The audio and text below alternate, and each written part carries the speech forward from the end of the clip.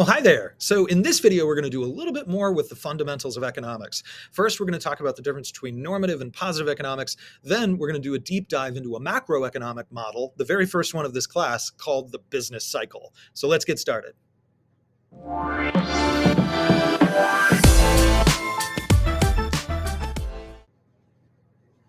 So the first thing that we're going to talk about in this video is the difference between what's called normative and positive economics. Deep inside there is kind of posit and norm. And norm, not norm like the guy Norm, hey Norm, more like a norm, like an expectation of behavior. Think about normative statements as ones that are based on beliefs. They are ought or should. Sometimes students like to call them opinions.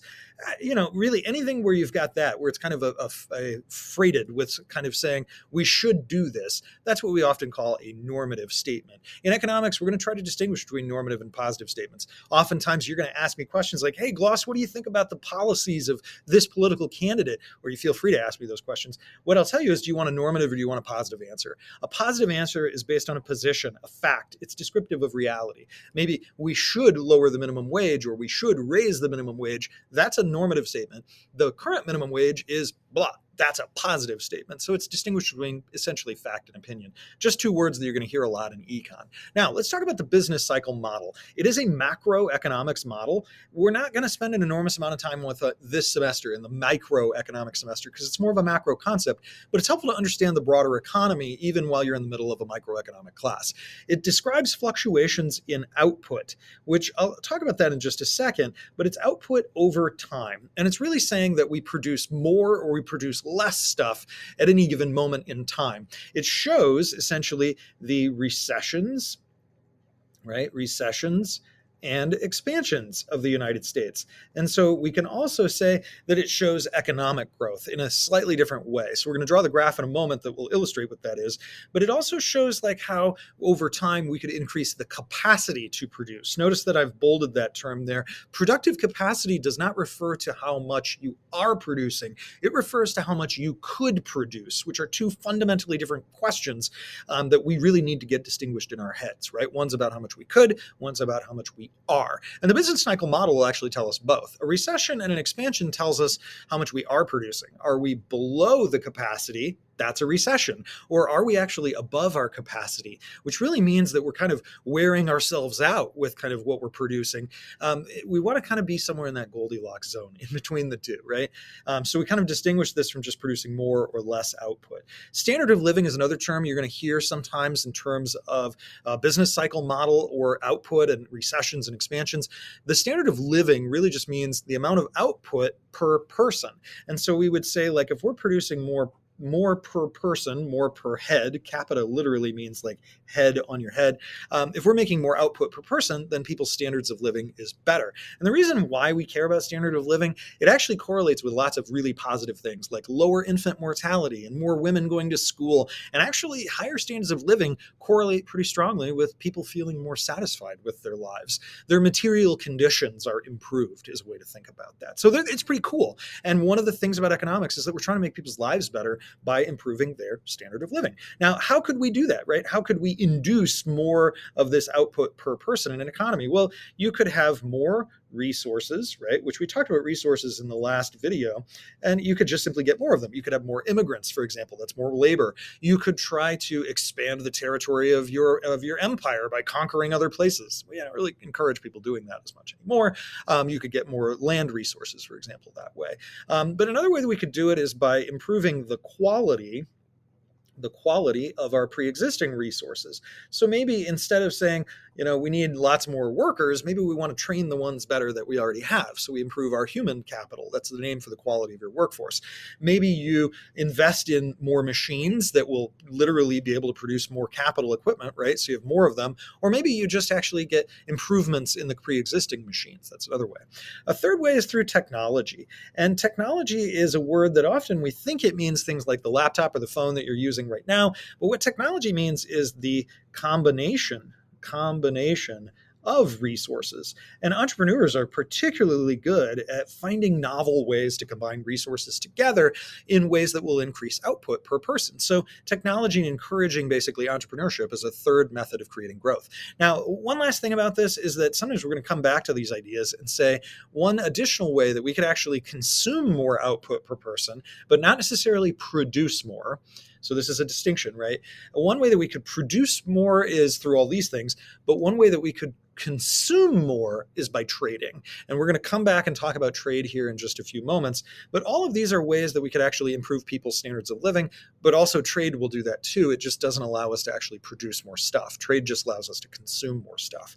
Now, in terms of a graph, we're going to do lots of graphs in this class. The very first graph we're going to do here is a lot like a lot of the others. We're only going to work in one quadrant for the most part, and we're not going to use lots of units for the most part in this class.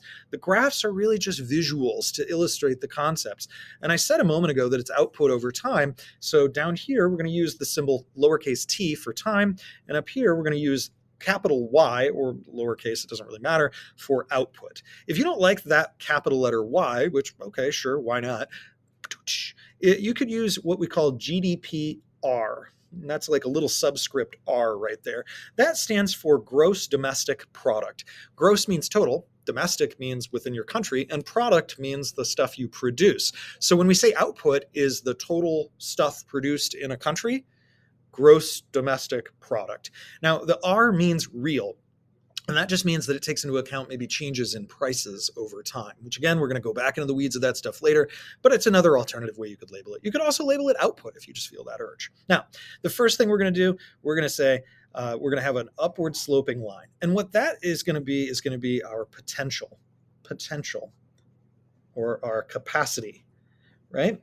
So when I say capacity, what I mean is like, how much could we produce? And as you can see over time, well, it's getting bigger. You could produce more output over time. So this economy that I've just drawn is illustrating growth. That's all you have to do. Just upward slope. It's that easy. One last thing, though. We got to add recession, expansion, peaks, and troughs, because it's not just about growth. It's actually about how much output we are producing. And so we're going to do a fun little one here. We're going to go wee, and then down, and then back up, wee, and then down, and then back up. And what we find is that it's got this kind of sine wave that bounces around this upward sloping capacity line. And what that is the actual output, right? So it's a little bit kind of distinct here. That's this one, and that's this one. So you have this kind of sine wave that shows that we go up and down in terms of our current amount of outputs. When we have falling output, like down like that, we call that a recession. And often when we go from the peak to the trough of this actual amount of output, we would see, like during that period, unemployment would be going up, right? And so UE is the abbreviation for unemployment. You'd see lots of people lose their jobs in a recession. That's because we're not producing as much stuff. As we're moving up, though, right? If we're going up, we'd say that's an expansion. And like I said, we're going from a trough to a peak, we would expect unemployment to go down. In addition, there's a relationship with prices. And so we would actually expect that prices or price levels are going to fall during recessions. It may not necessarily get cheaper. It's just actually going to be that prices aren't going to rise as quickly as they otherwise would. But during expansions, we actually expect price levels to rise. We expect inflation to happen because lots of people have jobs. Those people are going to go out and buy stuff, and that's going to essentially bid up the prices of goods and services. So these are kind of correlations that we have with recessions and expansions. And just the last thing to say this, recessions are really awful. They correlate with all kinds of bad stuff. And so one of the central goals of macroeconomics is how do we keep those recessions short and sweet? They are not, inevitable. There are some countries that go decades without recessions. So a well-managed kind of economy where it's a healthy, developing economy, growing economy, you want to keep these recessions short, sweet, quick, and then get back into expansions, right? Because that's actually where good stuff happens. The last thing is kind of a fun quote from 1929, and it just says that really wants are boundless, and so we will never satisfy all of our wants, and that's okay. That our goal is not to necessarily do that. It's to make really good choices. So hopefully this helps you understand a little bit about the business cycle, a little bit about normative and positive statements, and I'll see you next time.